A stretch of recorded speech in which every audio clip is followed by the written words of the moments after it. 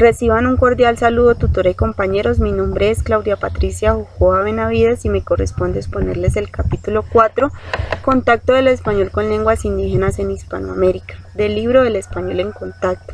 Bien, primer contacto con las lenguas indígenas se da después del 2 de enero de 1492 tras la reconquista de Granada, ya que este hecho produjo que los reyes católicos apoyaran los viajes de Cristóbal Colón en su intento por descubrir un nuevo pasaje que les facilitara la llegada a las Indias, lo cual fue un éxito que produjo la expansión del Imperio Español hacia el continente americano. Cuando Cristóbal Colón llegó al continente, precisamente a las islas de Cuba y la Española, que hoy por hoy son Haití y República Dominicana, se encontraron con hablantes de taíno, el cual es un dialecto del arawak caribeño. Tras este contacto entre españoles y taínos, se introdujeron al español vocablos como tiburón, papaya, hamaca, canoa, cacique, yuca, entre otros. Pero tras este contacto que se dio entre españoles y taínos, también trajo muchas consecuencias, ya que 60 años después de esta relación desaparecieron completamente los taínos, víctimas de las masacres, del trabajo forzado, de los abusos de los españoles y de las enfermedades a las cuales ellos no tenían una resistencia biológica.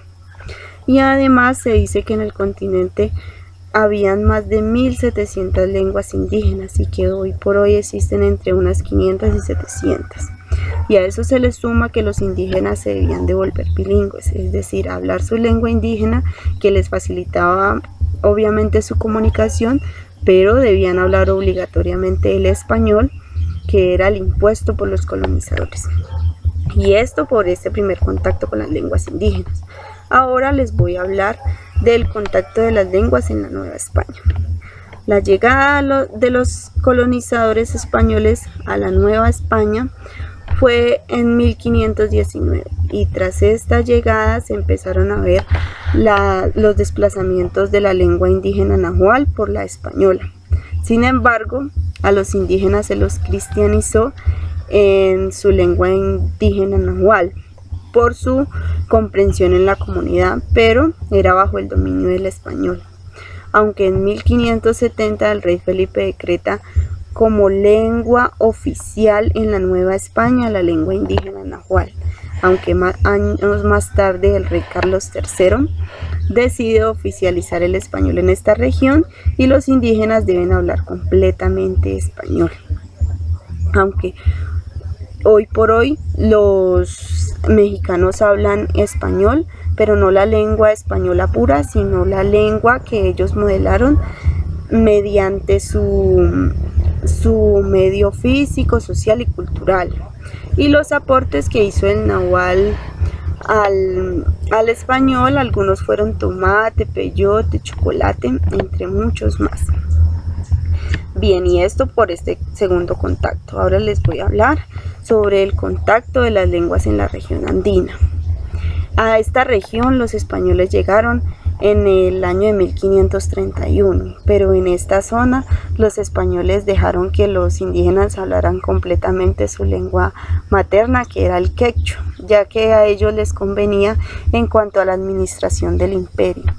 Pero años más tarde, la corona decretó que se debía cristianizar a los indígenas en español, es decir, no podían hablar completamente quechua, sino que debían cristianizarse en español. Ellos hacían esto evitando caer en el riesgo de perder sus colonias conquistadas al permitir tanto dominio de la lengua.